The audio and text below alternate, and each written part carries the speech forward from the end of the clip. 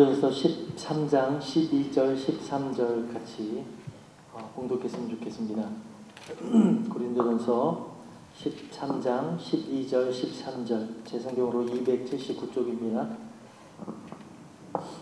같이 봉독하도록 하겠습니다. 우리가 지금은 거울로 보는 것 같이 희미하나 그때에는 얼굴과 얼굴을 대하여 볼 것이요 지금은 내가 부분적으로 아나 그때에는 주께서 나를 아신 것 같이 내가 온전히 아니라 그런즉 믿음, 소망, 사랑 이 세 가지는 항상 있을 것인데 그 중에 제일은 사랑이라. 아멘. 목사님 기도해 주셔서 제가 곧바로 그냥 말씀 증거하도록 하겠습니다. 제가 예전에 사랑에 대해서 한번 말씀을 이곳에서 마지막으로 나눴던 기억이 나는데요. 오늘은 우리에게 항상 있어야 될 소망이라는 제목으로 같이 말씀을 나누기를 원합니다. 우리가 고린도전서 13장 13절 읽었는데 그곳에 보면 그런즉 믿음, 소망, 사랑 이 세 가지는 항상 있을 것인데 그 중에 제일은 사랑이라 이렇게 되어 있는데 그리스도 안에서 반드시 있어야 될 덕목 중에 하나가 바로 또 항상 있어야 될 덕목 중에 하나가 바로 소망이라고 성경은 이야기하고 있습니다. 제가 1950년대 초 어떤 상수라는 이름의 아이의 이야기를 시작으로 말씀을 좀 증거하기 원합니다. 우리 TV 예전에 한국에 있을 때 TV의 이산가족 찾기 프로그램 우리 잘 기억하고 있죠. 그래서 많은 국민들이 그 프로그램을 통해서 눈물도 흘리고 그 이산가족 된 사람들의 한 사람 한 사람 그 사연을 들으면서 마음 아파하기도 했던 그 이산가족 프로그램 기억하실 것입니다. 그 맥락에서 TV에 나왔던 그 내용들을 기초로 혹시 보셨을지도 모르는데 그 내용들을 제가 다시 한번 이야기를 전해드리기 원합니다.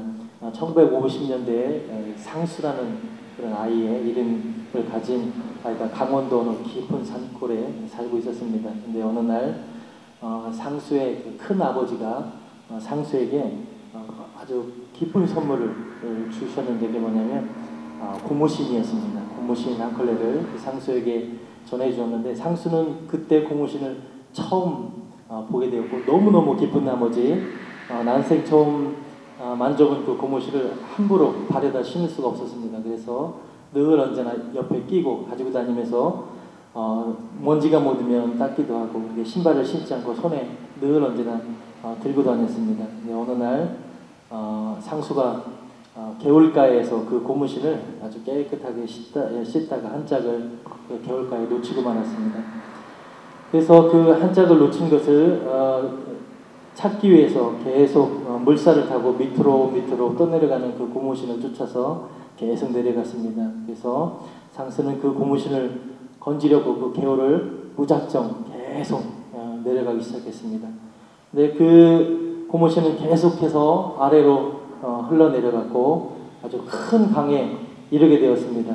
결국 고무신을 따라가던 그 상수는 길을 잃고 집을 찾을 수가 없었습니다. 그래서 졸지에 고아는 아니지만 고아처럼 돼버렸습니다. 그래서 그 어린 나이에 고아 아닌 고아가 돼서 아주 갖은 고생을 다하면서 아주 힘든 생활을 해가면서 결국 나이를 많이 이제 먹어서 흘러서 이제 50년의 세월이 흘러서 그래도 그 마음속에 자기의 부모님과 또 형제들을 찾기 위해서 그 상수라는 그 할아버지는 TV 이산가족 프로그램에 신청하게 되었습니다. 그 이산가족 프로그램에 나와서 그때의 상황들을 이렇게 설명하면서 그 눈에 막 눈물이 보이면서 그 노인의 눈물에 눈물방울이 이렇게 떨어지는 그런 모습들을 보면서 그 이야기를 전개하는 모습들을 보았습니다. 그런데 마침 그 이야기를 하는 그 장면 가운데 그 TV를 보고 있던 그 상수의 할아버지의 그 형님이 있었습니다. 그 형님이 그 TV를 보면서 그 내용 설명을 들어보니까 자기 잃어버린 동생 상수인 것이 분명해서 방송국에 연락을 했고 그렇게 해서 상수 할아버지는 다시 가족을 만날 수 있었습니다.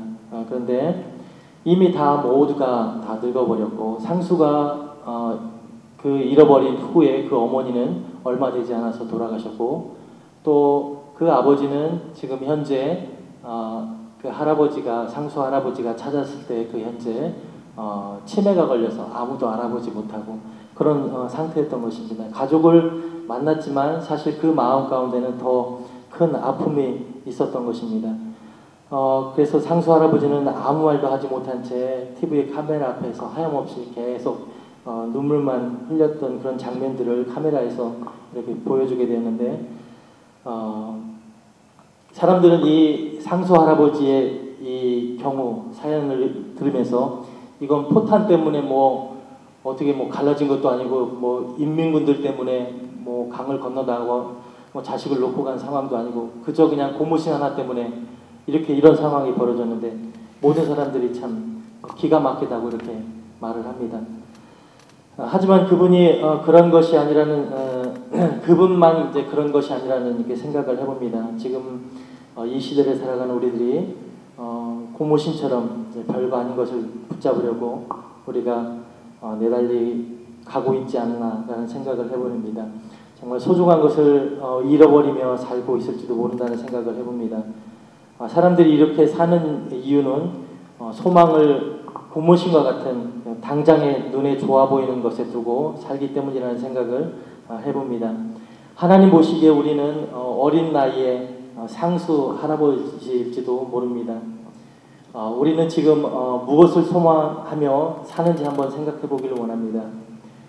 물론 부자로 원 없이 돈을 써보는 것, 이런 생각도 해봅니다. 선교비 걱정 없이 원 없이 선교비를 써보고 도와주고 돈을 써보는 것, 아니면 많은 사람들로부터 부러움과 존경을 받는 것, 아니면 오래오래 건강하게 끝까지 사는 것, 그것이 영원한 가치가 있는 소망이겠습니까?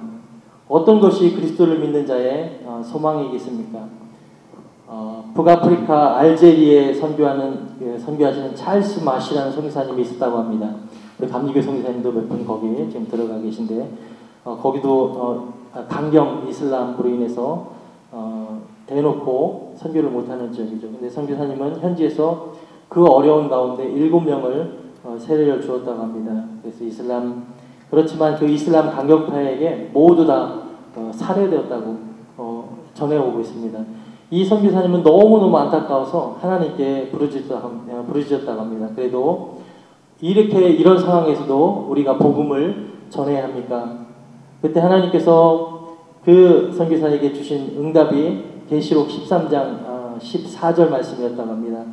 주 안에서 죽는 자가 복이 있도다, 이렇게 말씀하셨다고 합니다. 우리가 예수를 믿고 받은 축복 중에서 가장 귀한 축복이 바로 천국의 축복일 것입니다.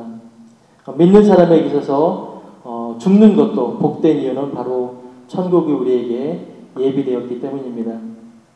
히브리서 2장 15절에 보면은 예수님께서 오신 것은 죽기를 무서워함으로 일생에 매여 종노릇하는 모든 자들을 놓아주려 하심이라 라고 적혀 있습니다. 죽음을 두려워하는 마음이 우리에게 아직도 남아있다면 우리는 사망 권세에 아직도 완전히 벗어나지 못하였다고 성경은 이야기하고 있습니다. 소망의 사람, 즉 그리스도인의 소망은 천국을 바라보는 사람입니다.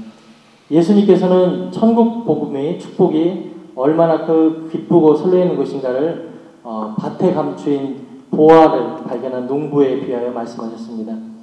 천국을 소유한 사람은 남의 밭에 가서 일해주던 한 농부가 그 밭에 감추인 보화를 발견하고 모든 자기 재산을 다 팔아서 그 밭을 산 것과 같다는 그런 심정이라고 성경은 이야기하고 있습니다. 그렇게 기쁘고 설레인다는 것이 바로 소망의 천국인 것입니다. 그러나 안타깝게도 많은 그리스도인들이 예수님을 영접하고 또 천국 보화를 소유했지만 자신이 엄청난 보화를 가졌다는 기쁨과 만족을 느끼지 못하고 있는 것 같습니다. 그러기에 축복 중에 가장 귀하면서도 가장 무시되는 축복이 바로 천국 상속권이 아닌가 생각해 봅니다. 인도네시아에 제가 이렇게 살면서 인도네시아에 길을 다니면서 인도네시아는 기름 유전들이 노천 유전들이 참 많습니다. 그래서 그 노천 유전에서 기름이 조금만 삽질을 해도 기름이 펑펑 쏟아지는 그런 일들이 요 근래에도 일어나는 경우가 참 많은데, 그 만약에 어떤 사람이 그 유전을 발견했다면 자기 모든 것을 다 팔아서 그 밭을 아마 살 것입니다. 저 같아도 돈이 있다면, 아니면 돈을 꿔서라도 그 유전을 아마 사게 될 것입니다. 자기 혼자 알게 된다면. 바로 이것이 우리가 천국을 소유한 그런 기쁨과 동일한 기쁨이어야 되는데, 그렇지 못한 것이 우리 현실이 아닌가 생각해 봅니다. 솔직히 돈도 있고 건강하면 이제 이 세상에서 여기서도 살만하지 않습니까? 라는 그런 질문에 우리는 부정하기가 참 힘들 것입니다. 어떻습니까? 제가 예수님을 처음 영접할 때가 대학교 1학년 때였었는데요. 대학교 1학년 때 제가 예수님을 영접하고 얼마 되지 않아서 대전역에서 전도하는, 초교파적으로 전도하는 그런 전도 팀들이 있었습니다. 그래서 제가 거기에 합류해서 전도를 했었는데, 오랫동안 몇 년 동안 그 일을 했었는데, 처음에는 줄을 지어서 예수 천당 불신지옥 이렇게 외치면서 대전역부터 시작해서 홍명산가 쪽을 지나서 은행동 쪽을 지나서 이렇게 한 바퀴 돌아오는 그런 코스입니다. 그래서 한 10여 명이 같이 예수 천당 불신지옥 이렇게 복음을 전할 때에 많은 사람들이 참 손가락질을 냈고 욕도 참 많이 얻어먹었습니다. 그럴 때에 또 많은 사람들이 이렇게 앉아있는 대전역을 통해서 그렇게 하고 난 다음에 각자 둘씩 짝져서 복음을 전하기 위해서, 전도를 하기 위해서 사람들에게 다가갑니다. 근데 전도를 하다 보면 간혹 교회를 다닌다고 하시는 분이 계십니다. 그래서 그러면 예수님 끝까지 잘 믿고 꼭 천국 가시기 바랍니다 라고 말을 전하는데, 그러면 영락없이 아멘 하면서 기쁘게 이렇게 화답을 합니다. 그러나 만약에 제가 그분들에게 지금 당장 천국 가시기 바랍니다 라고 말한다면 그분들은 대개는 기분 나빠하거나 크게 당황할 것입니다. 어떤 분들은 이 사람이 도대체 왜 이러나, 제정신인가 하는 표정을 지으면서 노골적으로 불쾌감을 저에게 전할 것입니다. 그렇게 해보진 않았습니다. 만약에 생각을 그렇게 했다는 얘기죠. 우리들 대부분은 천국이 좋기는 한데 사실 여기 이 세상에 사는 것도 살만하다고 생각하기 때문입니다. 그러나 만약 우리가 단 한 번이라도 천국을 구경하기만 한다면 여기 이 세상은 한순간에 지옥이 되고 말 것입니다. 우리는 조금도 더 이 세상에서 살기를 바라지 않게 될 것입니다. 천국과 비교해 본다면 이 세상은 지옥이나 다름없기 때문입니다. 서양의 그 속담 중에 새의 눈으로 본다라는 그런 속담이 있다고 합니다. 영어로는 제가 번데기 아파서 주름을 잡는데 그래도 써있으니까 한번 읽겠습니다. 목사님, Bird's Eye View라는 그런 말이 있다고 그래요. 새의 눈으로 세상을 본다. 새의 눈으로 본다는 것은 땅에서 보지 않고 공중 높이 올라가서 모든 것을 살펴본다는 말입니다. 사실 공중 높은 곳에 올라가 보면 모든 것이 땅에서 보는 것과는 전혀 달라 보이는 것을 우리가 비행기를 타보면 쉽게 알 수 있습니다. 거리를 지나가다 보면 어떤 건물을 보면 큰 그 건물이 높아 보이고 또 굉장해 보입니다.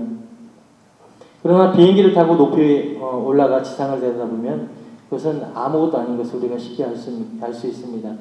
땅에서는 어떤 큰 산을 보면 굉장히 높다고 생각하지만 비행기 위에서 내려다보면 아무리 높은 산이라도 다 그 산이 그 산 같고 큰 산이나 작은 산이 비슷해 보입니다. 인도네시아의 그 자와섬 중간에 보면 머라비라는 화산이 있습니다. 2년 전인가 그게 폭발해서 많은 사람들이 죽고 재난을 당하게 됐는데 제가 그 옆에 지나갈 때 그 산을 이렇게 보면서 이게 연기가 쭉 나면서 그 산을 바라보며 와, 참 대단하다. 이런 엄청난 큰 산에 또 화산까지 대단하다, 멋있다라고 그 지나가면서 차를 타면서 지나가면서 그 산을 보았는데 얼마 되지 않아 그 밑에 있는 그 공항 족자카르타라는 그 공항에서 에어아시아를 타고 그 머라피 화산을 우연하게 내려보았는데 그 산을 보게 됐습니다. 그런데 그냥 연기만 조금 산 꼭대기에서 날 뿐이지 그 높았던 산이 사실 공중에서 보니까 아무것도 아니더라고요. 그리고 제가 또 인도에 갔을 때 목사님도 경험해 보셨겠지만 사모님도 경험해 보시겠지만 그 인도 비행기 있잖아요. 에어 인도인가? 그 인도 비행기를 타면 그 승무원들이 여승무원들이 그 인도 전통 복장을 입고 배가 훌렁 나와가지고 이렇게 아줌마 같기도 하고 아가씨 같지는 않은데 하여튼 아줌마 같은 분들이 거기서 서비스를 해주는 걸 제가 경험하고 참 좀 충격이었습니다. 인도에 가면 배가 나온 사람이 부러움의 대상이라고 하잖아요. 배가 나오면 모든 걸 잘 먹고 부자이기 때문에 그렇다고 얘기를 들었습니다.